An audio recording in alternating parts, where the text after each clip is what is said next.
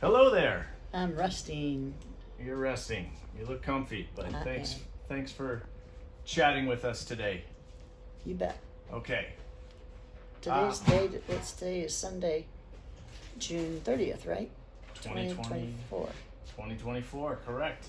Alrighty. We just celebrated your birthday a few days early, your 78th birthday a few days early with some lunch. Yeah, at the View House in Littleton. Yeah, that was awesome. It's very good. Well, we wanted to ask you a little bit about some things like, where did you grow up? What was the name of that little town? And tell us about some of your memories of childhood. Oh, wow. I had a best childhood. We lived in a little town called, well, if you heard of Whitesville, then Well, who hasn't? then 3 miles down the road is a little town that I'd lived in called Sylvester. Love that name. And it was 3 blocks long, maybe 3.5 blocks long, and 1, 2, 3 blocks wide. But the blocks long were longer than the blocks wide were. Mm. And right behind, there's an alley behind my house, and behind that, about 900 feet from the house to the river's edge, is Big Coal River. Wow. And on the other side of the river was a railroad track that carried cars and cars full of coal. I loved living in that area because it was like you weren't living in the city, weren't living quite in the country, but you could go walk around, do whatever you wanted to do. Didn't have to be worried about anybody stealing any kids or anything like that. I loved to go to the river's edge and play, where this big old tree lived and had its huge root system fanning out from it, and I could take an old branch with twigs and dead leaves and use it as my broom and sweep out the other debris. So this could be the living room, and this could be the kitchen, and this could be the TV room or something like that. I'd go down there and play. Well, when I was younger, I wasn't allowed to do that. Ha ha ha. Guess who did it anyway? And guess whose mother caught her? I think it was you. Yep. And told me that if I did that one more time, that she was going to have to switch me. And guess who did it one more time? And so she said, all right, you go get the switch off the tree. She let me pick which one I wanted.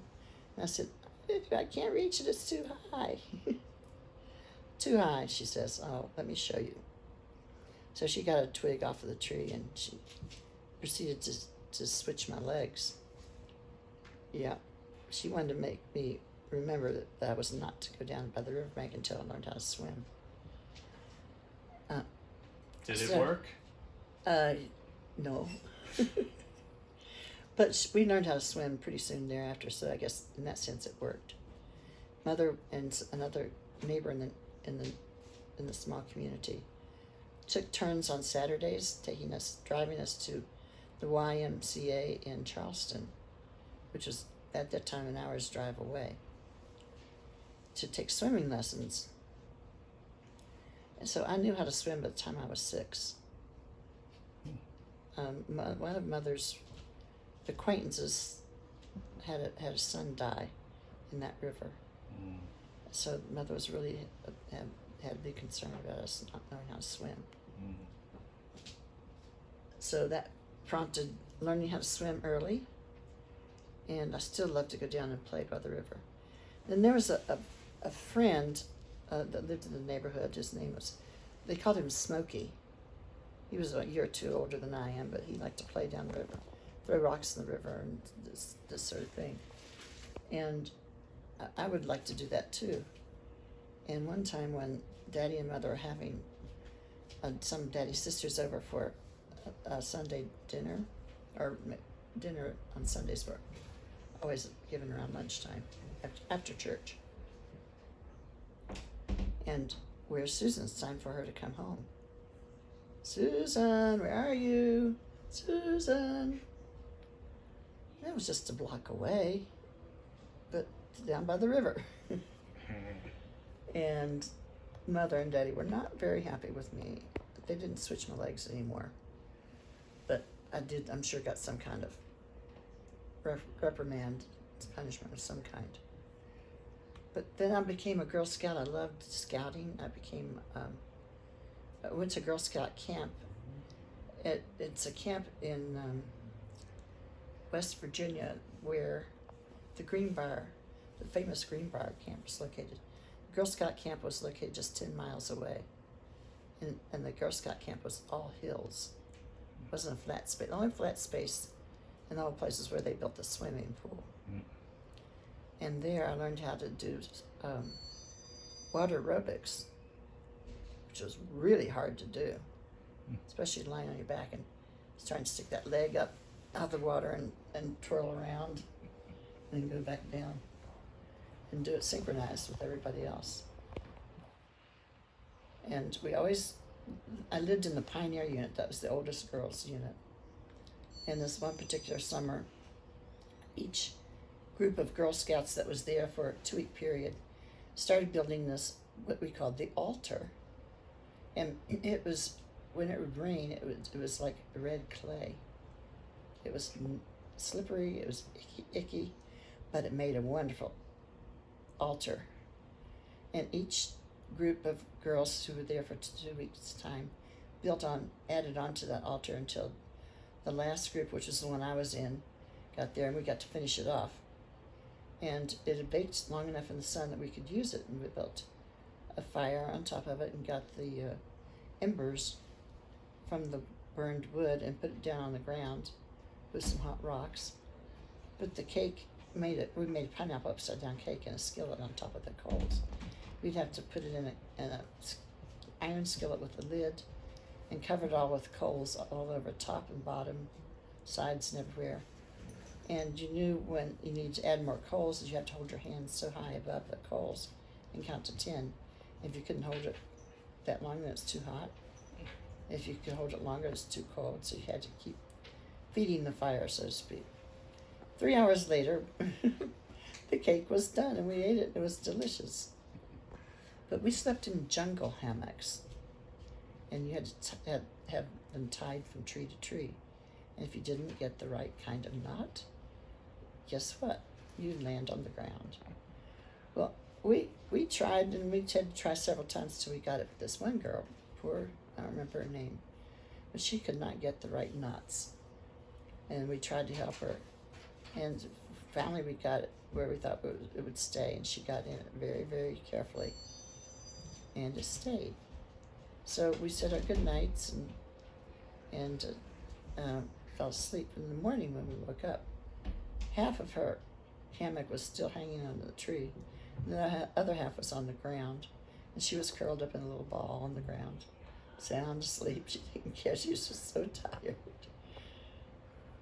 But we had lots of fun memories. Oh, we took a hike from there to the Greenbrier. So we hiked round trip 20 miles. And talk about, we did a lot of things that was tiresome. And we lived, our unit was closest to the river. We still had to go down the hill some more to get to the river. And we were told that across the river was a boys' camp.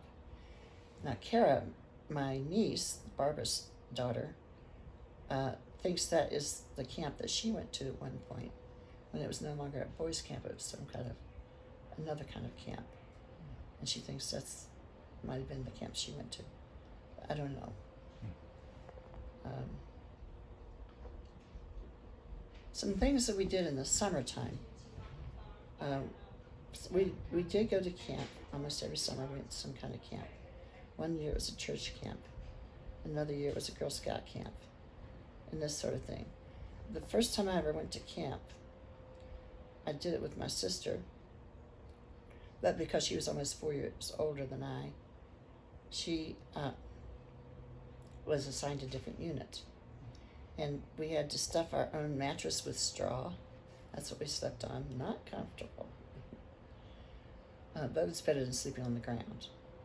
I remember how homesick I was. Oh, I was so homesick I didn't think I could stand it. So Mother and Daddy came to visit, I think, halfway through.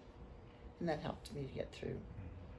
We had to have inspection of our beds. Our beds had to be made just so with the hospital corners, and you got points for how well you made the bed or not.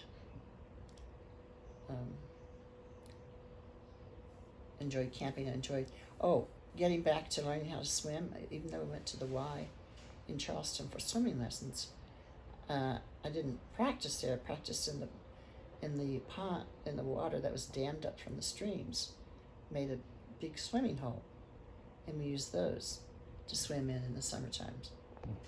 And I remember the first time I learned how to float was in that pond.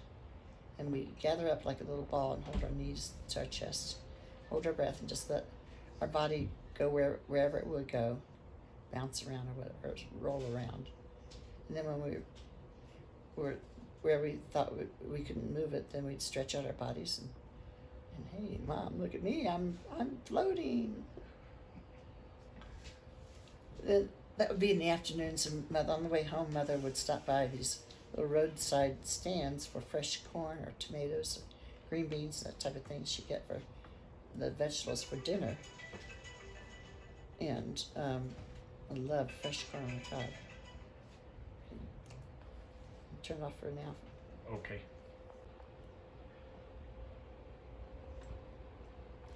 Another event that I remember when I was in 6th grade with Mrs. Arvon.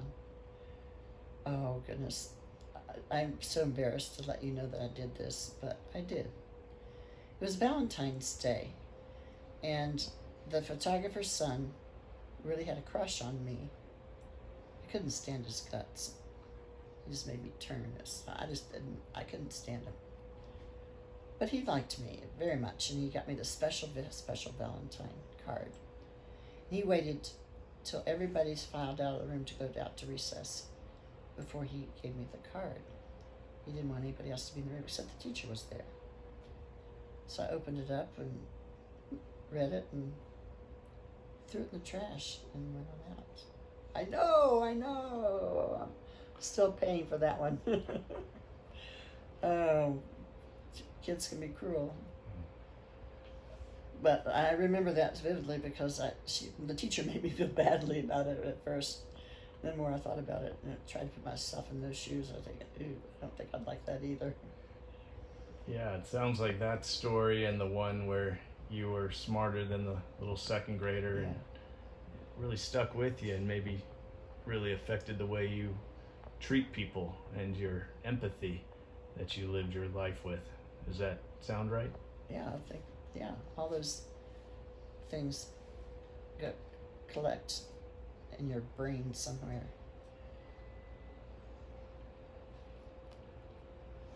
There was a student in my mother taught 4th grade at that school. And when it was time for me to be in 4th grade, thank goodness there were 2 4th grade classes. And so I couldn't be in my mother's class. I was to be in I can see her now. She was a good teacher too, but I wanted to be in my mother's class, but I'm glad I wasn't.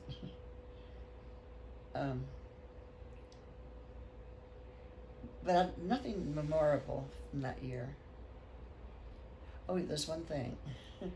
We were doing a mural, and the paper was put up on the chalkboard, taped to the chalkboard, and we had different sections to do. I don't even remember what it was about, but it was supposed to be nighttime.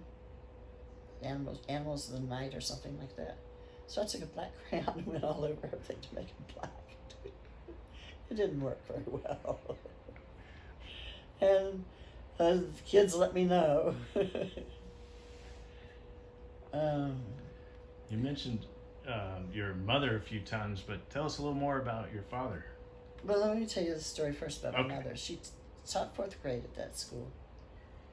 And there's one fellow by the name of Benny Hanna who had rheumatic fever, I think the year before he was in my mother's class. And he got really behind in his schoolwork because of being so ill. And it messed up his learning and time and all this sort of thing. So Mother would work with him after school for a long time, I think, to help get him caught up. But when it came time years later to celebrate our 50th anniversary of being a graduate, quote unquote, from Whitesville School, it was called.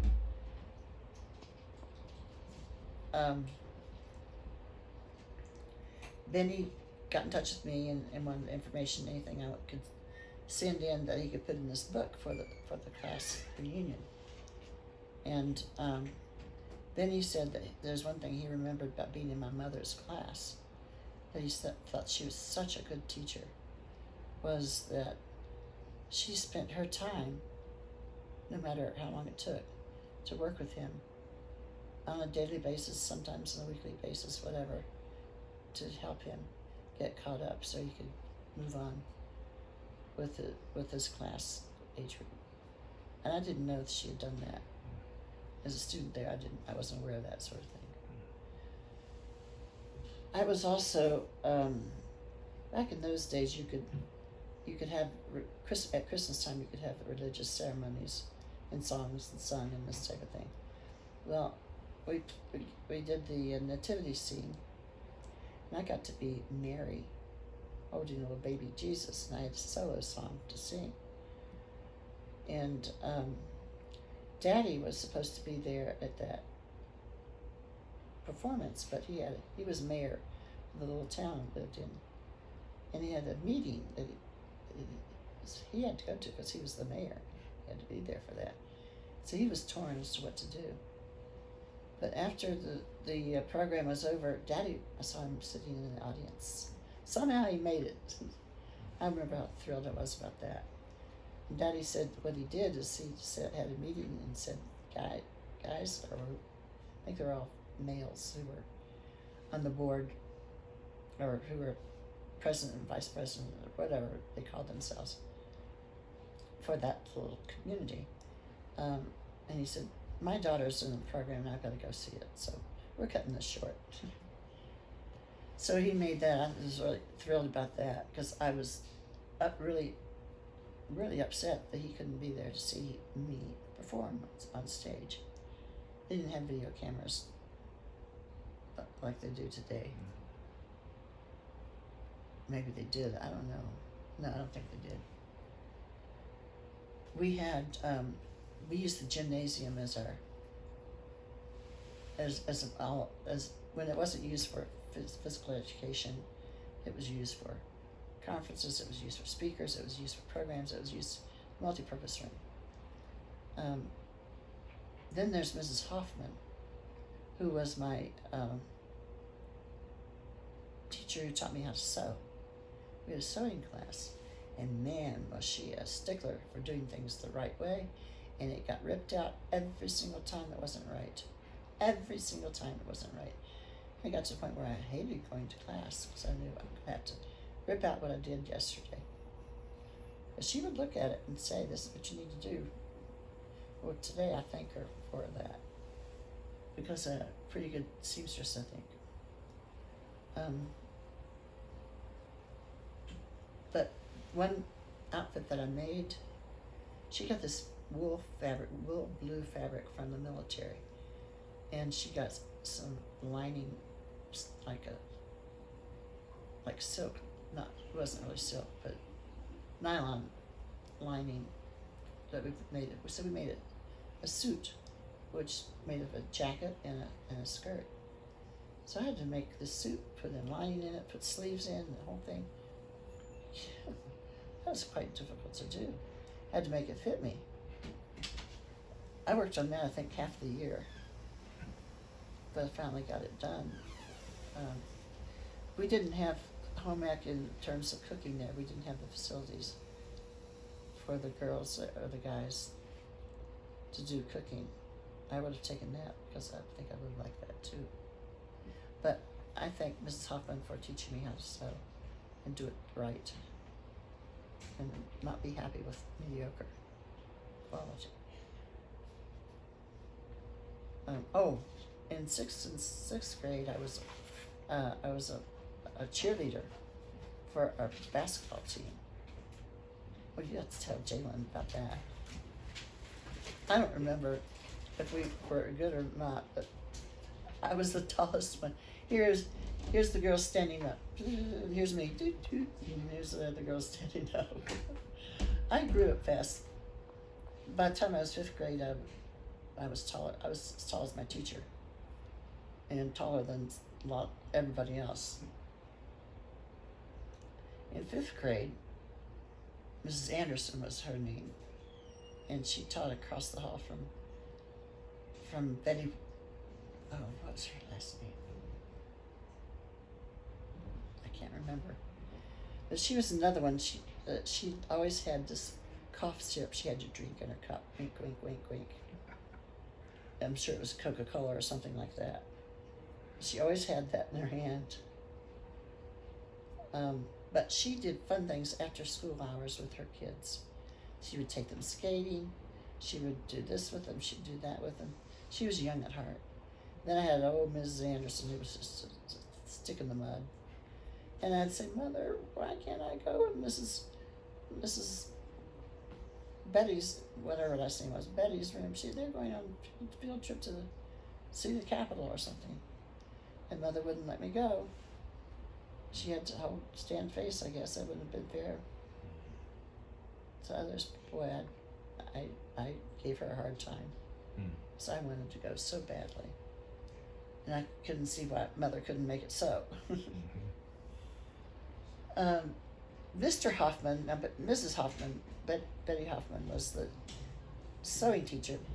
Her husband, I think they called him H.G. Hoffman or something like that, was a coach. And he was coach of, I don't know how many different teams they had, but he was real good with the kids, liked how he operated. Mrs. Hoffman, his wife, she's very soft-spoken. Her hair was flowing and gentle and long, but she didn't have the spirit that you'd think would be soft and gentle. It was very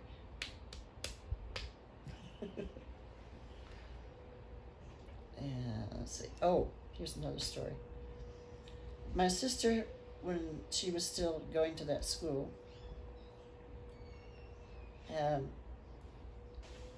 well, at recess time, after lunch, you finish lunch, you go outside to play, or just walk around or whatever, until time to come in for the rest of the day for school. And Mary Kay was our next door neighbor who lived in Sylvester, and my sister and I shared the front bedroom in a small little cottage that we had. It was a 2-bedroom, 1-bathroom cottage. So Mary Kay and Barbara, my sister, would often get together. Mary Kay knew all the latest about makeup, and Mary Kay was also a good seamstress about makeup and clothes and all this sort of thing. And Barbara loved that sort of thing too. And she would go over to Mary Kay's house all the time. Gertrude was Mary Kay's mother, the name of Mary Kay's mother. And Gertrude was like I consider her to be my quote-unquote second mom, in the sense that I could go in her house anytime and she would welcome me. And of course I'd do her dishes for her, but I wouldn't do them at home. Mother couldn't figure that one out. She had candy in her dish on the coffee table in her living room. And in that time of growing up, you had a party line for your telephone. You could just pick it up and hear somebody else in your neighborhood talking on the phone. You didn't have to, you could say hi and just start talking to them if you wanted to. And also, you could leave your house unlocked and go off and go up to Whitesville to go to the grocery store if you needed to, or post office or whatever. And so one time I walked by your house, saw the screen door was closed, but the big door was open. You could see into your house. Went up and I called, Gertrude, are you there? No answer. I saw all this candy sitting on the table and this dish.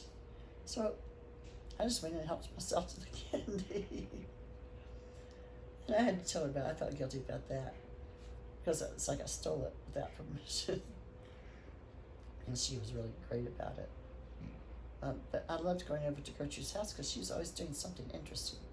She made this taffy where you had to hook and pull it, throw it on the hook and pull it, throw it on the hook and pull it to get it to be just the right kind, right texture. Oh, it was so good. She would sew. She had a garden out in her backyard. She just had. I mean, her house is always a mess because she just had just too many irons at the fire, but she kept herself busy. Pausing. Okay, to continue with the lunch recess at Whitesville School, eventually everybody in the whole school would be out in the playground somewhere playing, running, chasing, playing tag or something like that, or visiting or talking. The older students hung around in groups, and probably the girls probably talked about boys, and the boys probably talked about baseball or something like that. Mary Kay that's Gertrude's daughter, and that's Barbara's friend that lived next door to us in Sylvester.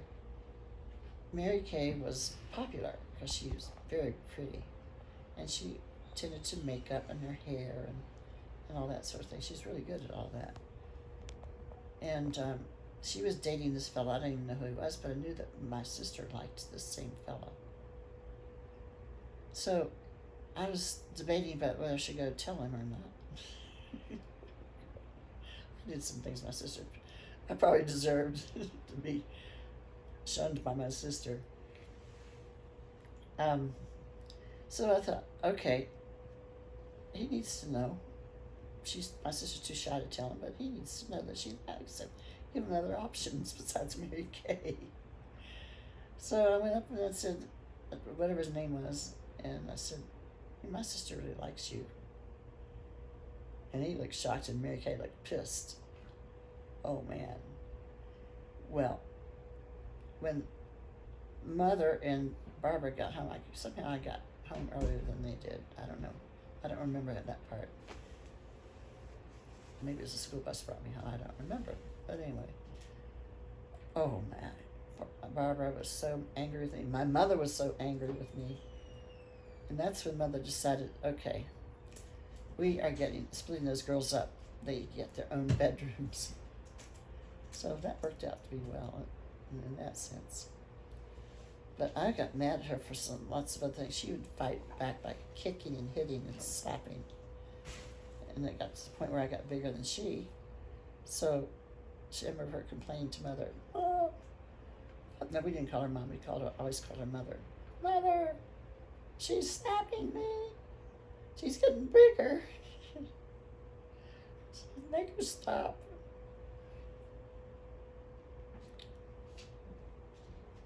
And we took ballet lessons, my sister and I did, tap dancing lessons, toe dancing lessons.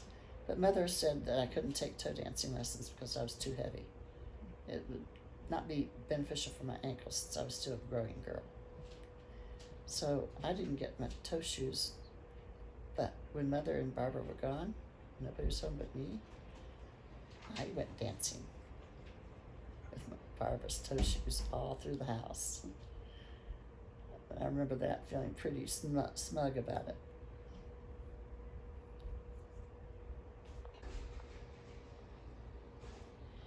Okay, back to when my sister and I were younger. At Easter time, I know I had, let me back up and say that I was too young to go to school, but Barbara would go to school with Mother, and so Mother had hired a nanny, if you will, to come stay with me until they got home from school. And the nanny lived up in Branham Heights, which is on the hill above Sylvester. And sometimes I'd walk up there with her and play in her closed-in porch while she did her ironing. And then when it's time for me to get back to my own house, she'd walk back with me. And the lady's name was Mrs. Petrie. And Mrs. Petrie loved to make doilies. She would crochet them. And then she'd dip them in sugar water. And as they were drying, she would make designs and made lifts and twists and whatnot in it. They'd dry that way. It'd be hard, and you'd set your lamp in it, or it was a way of decorating your tabletops, end tables or whatever. So I watched her make those sometimes. She made some for Mother sometimes. Mother also belonged to a bridge club that she liked to play bridge once a month. And when it came time for her to host, she would have, I think she had 3 card tables filled with friends playing bridge. And she'd always, if you're the one hosting the bridge club for that month, then you had to supply the dessert. Well, I had a cat that liked to eat things like people food, particularly custard pies. Mother had baked one and was letting it cool in the middle of the table in the kitchen. But the kitchen had a swinging door to it. So Mother said, you be careful and not let the cat go in and be caught in that kitchen with the swinging door closed. Well, that's the exact thing that happened. I didn't know she got in, but the cat got in there. Mother came back from the grocery store with Barbara, and she went in to unload her groceries in the kitchen, and I heard the shriek from my mother. And that cat had eaten that pie from the middle all the way out to the edge. She was so not a happy camper. Because I don't know what she did, but she was mad at me because I was supposed to keep that from happening, and I didn't do a very good job of that. But there's one couple that she would play bridge with, and her best friend, Phyllis, whose name is Phyllis Barrett. The 4 of them would play. It would be this is different Petrie. Dr. Petrie and his younger wife, 20 years younger than he. But Dr. Petrie used to be an old door-to-door doctor who would go to your house to deliver babies or whatever. The doctor would come to your house just to check on you. And he was in his 90s and still played sharp as a tack, still playing bridge. And he had this good-looking wife that was 20 years younger than he.